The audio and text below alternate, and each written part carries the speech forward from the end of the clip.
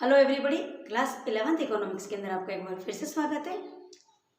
अर्थशास्त्र में सांख्यिकी बुक चल रही है और इसके लेसन नंबर 4 आंकड़ों का प्रस्तुतिकरण उसकी एक वीडियो अपन देख चुके हैं। बच्चों, अपने देख लिया आंकड़े अर्थात डेटा क्या है। डेटाओं का यदि अपन को या किसी समस्या का समाधान करना है, उसके लिए सबसे पहले अपन उन आंकड़ों को संग्रहित कर रहे हैं। संग्रहित करने के बाद अपन उनका वर्गीकरण कर रहे हैं। अब अपन ने संग्रहण और वर्गीकरण पढ़ लिया था और लास्ट वीडियो के अंदर अपन ने देखा था कि आंकड़ों का प्रस्तुतिकरण कैसे करते हैं। और प्रस्तुतिकरण के अंदर भी अपन ने पाठ विषयक और सारणीय पढ़ लिया है। आज अपन इस चैप्टर को आगे बढ़ाते हुए देखेंगे कि आंकड़ों का प्रस्तुतिकरण आरेखीय विधि द्वारा अर्थात ग्राफिकली रिप्रेजेंटेशन कैसे करते हैं। अपन ने आंकड़े एकत्रित किए, फिर उनको अलग अलग वर्गों में बांट दिया।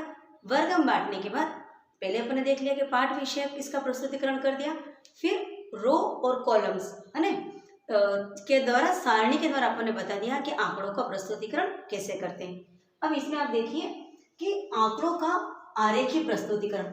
आरेखीय प्रस्तुतिकरण का मतलब होता है आंकड़ों को चित्रों के द्वारा बताना, क्योंकि जब हम पाठ विषय या सारणियन की बात करते हैं तो उसके लिए जो पढ़ना चाहता है उसका शिक्षित होना आवश्यक है और उसको एक विशिष्ट ज्ञान की आवश्यकता है। अदरवाइज यदि वो अनपढ़ है तो पाठ विषय उसके लिए अनुपयोगी है। अनपढ़ है तो सारणियन के द्वारा भी आंकड़ों को नहीं समझ पाएगा। क्यों? क्योंकि क्या तो कॉलम है, क्या रोज है, किस तरह से क्या लिखा है, उसके लिए सब बेकार बातें। तो यदि कोई अशिक्षित है, कम पढ़ा लिखा है या किसी को विशिष्ट ज्ञान नहीं है तो उसके लिए हम आंकड़ों का आरेखीय प्रस्तुतिकरण करते हैं, जिसके अंदर हम दंड और वृत्त अर्थात चित्रों के द्वारा हम आंकड़ों को दर्शाते हैं। जिससे क्या होता है, जो आंकड़े हैं वो सुंदर दिखते हैं, अधिक आकर्षक दिखते हैं, जिससे अधिक बोधगम्य हो जाते हैं, जिनको याद रखना भी आसान हो जाता है। तो आंकड़ों का प्रस्तुतिकरण सरल बोधगम्य बनाने के लिए उनका चित्रमय या ग्राफीय प्रदर्शन ही आंकड़ों का आरेखीय प्रस्तुतिकरण कहलाता है। ये जनसामान्य के लिए अधिक रुचिकर होते हैं क्योंकि इसको अशिक्षित और शिक्षित दोनों वर्ग आसानी से पढ़ सकते हैं। अब इन आंकड़ों का चित्रमय प्रदर्शन क्यों आवश्यक है, आंकड़ों का आरेखीय प्रदर्शन क्यों आवश्यक है, या कह लो कि आंकड़ों को ग्राफीय विधि से क्यों दर्शाया जाता है। तो जैसे मैं बता चुकी हूँ, आंकड़े अधिक आकर्षक होते हैं, अशिक्षित वर्ग के लिए अधिक उपयोगी है, मितव्ययी है, समय श्रम व धन की बचत होती है, तुलनात्मक अध्ययन में सहायक है। अपन इसके अंदर जब दंड बनाएंगे या जब अपन पाई चार्ट बनाएंगे, जैसा कि मैं भी आपको बताऊंगी कि दंड कैसे बनेगा या पाई चार्ट कैसे बनेगा, तो जिसके अंदर अपन सिर्फ देख करके अपन तुलना कर पाएंगे कि यदि अपन जैसे किसी 2000 अपन देख रहे कि अलग अलग वर्षों के अंदर किसी कॉलेज के अंदर विद्यार्थियों की संख्या का देख रहे हैं, तो अपन उसको देखते ही एक निगाह में बता देंगे कि यदि अपन ने 2000 से लेकर के 2010 तक के बता रखा है तो 2000 में 2001 2002 किसमें विद्यार्थियों की संख्या कितनी थी, उसके लिए मैं बिना किसी अध्ययन के मात्र देख करके ही हम इसके बारे में बता सकते हैं। तो तुलनात्मक अध्ययन में सहायक है और इसके लिए हमें किसी विशिष्ट ज्ञान की आवश्यकता नहीं होती है। अब जब अपन आरेखीय प्रस्तुतिकरण की बात कर रहे हैं तो सबसे पहले देखेंगे ज्यामितीय आरेख। ज्यामितीय आरेख को अपने दो भागों में बांटा है, दंड आरेख जिसको बार डायग्राम कहते हैं और वृत्त आरेख जिसको अपन पाई चार्ट भी कहते हैं। दंड आरेख के अंदर इस तरह बार बनाए जाते हैं और बार की मोटाई के आधार पर, बार की लंबाई के आधार पर आंकड़ों को प्रस्तुत किया जाता है। जबकि वृत्त आरेख या पाई चार्ट के अंदर हम 360 डिग्री का एक पूरा सर्कल बना देते हैं और इस सर्कल के अंदर अलग अलग एंगल के ऊपर चीज़ों को दर्शाया जाता है। जितने आंकड़े होते हैं उसके अनुपात में इसके अंदर एंगल या कोण बनाए जाते हैं। लेकिन अपन आज के वीडियो के अंदर बात करेंगे दंड आरेख।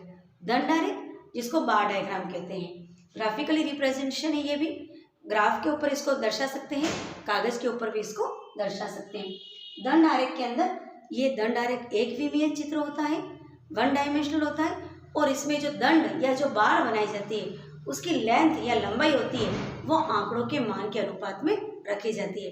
कम मान है तो दंड की लंबाई कम होती है, अधिक मान है तो दंड की लंबाई अधिक कर देते हैं, लेकिन उस पर एक रेशियो रखा जाता है, उसके प्रोपोर्शन के अंदर होता है। जैसे 2 टाइम्स 3 टाइम्स 4 टाइम्स, यदि आंकड़े कम हैं तो उसके एक अनुपात या एक स्केल या एक पैमाना लेकर के इन दंडों को बनाया जाता है। दंड आरेख के प्रकार, सरल दंड आरेख, बहुदंड आरेख और घटक दंड आरेख, ये 3 इसके प्रकार है। तो अपन आगे बात करते हैं अभी सबसे पहले सरल दंड आरेख, जिसको सिंगल बार डायग्राम भी कहते हैं। ये एक विमीय चित्र है, आंकड़ों को दंडों या बार से व्यक्त करते हैं। यहाँ बार की लेंथ जो आंकड़ों के मान के अनुपात में रखी जाती है, और जहाँ पदों की संख्या कम होती है वहीं पर हम इसको यूज करते हैं। यदि पदों की संख्या अधिक है या हमें एक से अधिक चीज़ों को बताना है, वहाँ पर ये थोड़े कम उपयोगी हो जाते हैं, लेकिन ये थोड़े कम आकर्षक होते हैं क्योंकि इसमें केवल दंडों के द्वारा ही चित्र में प्रदर्शन किया जाता है। अब दंड आरेख या बार डायग्राम 2 तरह के हो सकते हैं। यदि अपन ने दंड या बार को वर्टिकली शो करा है तो उसको उदग कहते हैं, उदग दंड आरेख या ऊर्ध्व दंड आरेख, जिसमें ऊर्ध्वागार या वर्टिकली बार बनाए जाते हैं। लेकिन यदि अपन ने बार को क्षैतिज या जिसको कहते हैं हॉरिजॉन्टली शो किया है तो इसको अपन कहते हैं क्षैतिज दंड आरेख। तो ऊर्ध्व या उदग या वर्टिकली जो बार ग्राफ है उसके अंदर क्या करते हैं, एक्स एक्सिस और वाई एक्सिस जैसा कि ग्राफ में होता है। एक्स एक्सिस के ऊपर अपन ने अलग अलग वर्ष बता दिए, 2005, 2006, 2007, 2008, और जो वाई एक्सिस है उसके ऊपर अपन ने नंबर ऑफ स्टूडेंट ले लिए कि 2005 में नंबर ऑफ स्टूडेंट कितने थे, 6 में नंबर ऑफ स्टूडेंट, 7 में नंबर ऑफ स्टूडेंट, और 2008 में नंबर ऑफ स्टूडेंट कितने थे। यदि अपन को यह बताना है तो अपन इस वर्टिकली बार ग्राफ के द्वारा अपन इसको शो कर रहे हैं। देखो यहाँ पर 2005 में नंबर ऑफ स्टूडेंट, ये मॉडल है तो 10 स्टूडेंट बता रखा। 2006 में 10 के बाद अपना लगभग 22 है। 2007 के अंदर वापस कम हो गए और 2008 के अंदर लगभग 40 स्टूडेंट है। तो ये होता है वर्टिकली रिप्रेजेंटेशन। लेकिन यदि हॉरिजॉन्टली बार ग्राफ बताते तो उसके अंदर अपन ने एक्स एक्सिस के ऊपर नंबर ऑफ स्टूडेंट ले लिया है और वाई एक्सिस के ऊपर अपन ने ईयर ले लिए। तो अपन देख लीजिए 2004 के अंदर जो स्टूडेंट है अप्रोक्स 200, 2005 के अंदर 250 और 2006 के अंदर 150 स्टूडेंट शो हो रहे। तो ये दोनों ही विधियां हैं जो अपने सरल दंड आरेख को 2 तरह से अपन बता सकते हैं, यानी सिंगल बार डायग्राम के दोनों तरह टाइप हो गए, वर्टिकली और हॉरिजॉन्टल। अब आगे बात करते हैं, जब अपन दंड आरेख की बात करते हैं तो द्विगुणी दंड चित्र और त्रिगुणी दंड चित्र यानी युगल यानी पेयर्ड, और यदि मोर देन 2 यदि अपने पास कैरेक्टर को लेकर के अपन बात करते हैं तो त्रिगुणी। तो सबसे पहले बात करते हैं द्विगुणी या युगल बार डायग्राम या दंड चित्र। जब हम 2 गुणों को या 2 कैरेक्टर को लेकर के अपन जब दंड चित्र बना रहे हैं तो उसको द्विगुणी या युगल दंड चित्र कहते हैं। 2 दंडों को साथ में प्रस्तुत किया जाता है, 2 बार बनाए जाते हैं और दोनों बार को सटा करके बनाया जाता है। तो जब अपन को 2 गुणों की तुलना करनी है, 2 कैरेक्टर के अंदर अपन को कंपैरिजन करना है, तो द्विगुणी दंड आरेख या जिसको अपन पेयर्ड या युगल दंड चित्र कहते हैं का यूज करते हैं। इसमें एक साथ 2 बार बनाए जाते हैं और दोनों बार को बिना किसी स्पेस के चिपका करके सटा करके बनाया जाता है। प्रत्येक तथ्य के लिए अलग अलग दंड बनाए जाते हैं। और इसके अंदर यदि अपन को 2 कैरेक्टर लेने तो दोनों कैरेक्टर को अपन को अलग अलग रंग से बता दीजिए, एक को ब्लू से एक से रेड से बता दीजिए। पेन पेंसिल यूज़ कर सकते हैं या दोनों के अंदर अलग अलग डिज़ाइन बना सकते हैं। और आपको ऊपर यहाँ पर बताना होगा कि मैंने किसके लिए क्या यूज़ किया है। जैसे आप देखिए यहाँ पर मैंने एक्स एक्सिस के ऊपर मैंने ईयर ले लिए और वाई एक्सिस के ऊपर मैंने यहाँ पर ले लिया है नंबर ऑफ स्टूडेंट। अब मैंने यहाँ पर एक को तो ब्लैक कर दिया है और एक को ब्लैंक रखा है।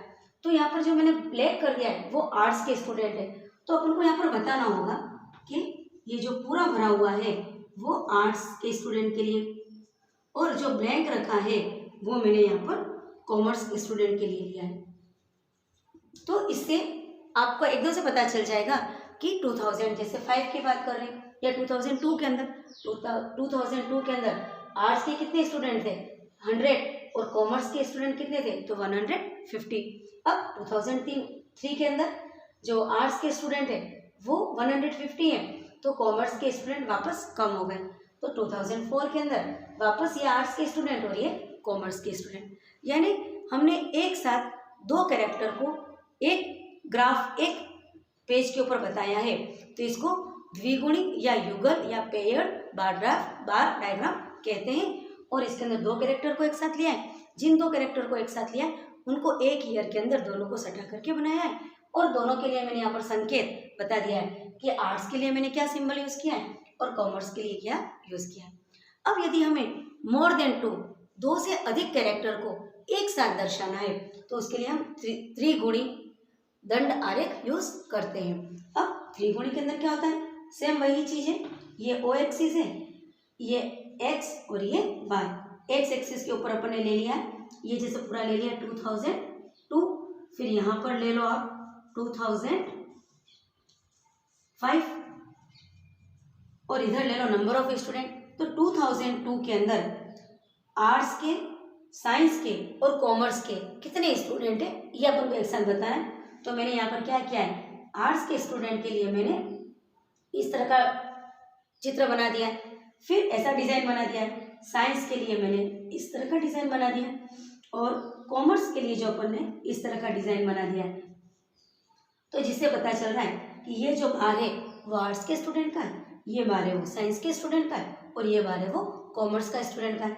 इधर ईयर ले लिया है कि 2002 के अंदर आर्ट्स के स्टूडेंट कितने थे, अप्रोक्स 100, तो साइंस के स्टूडेंट 200 ले लो, तो जो कॉमर्स के स्टूडेंट है वो 150। तो अपन ने एक ही चित्र के ऊपर एक साथ 3 कैरेक्टर को ले लिया, तो त्रिगुणी बार डायग्राम, ये 2 को लिया है तो द्विगुणी बार दंड चित्र, और यदि अपन ने एक एक कैरेक्टर की ही बात कर रखे तो इसको सरल दंड आरेख या सिंगल बार डायग्राम भी कहते हैं।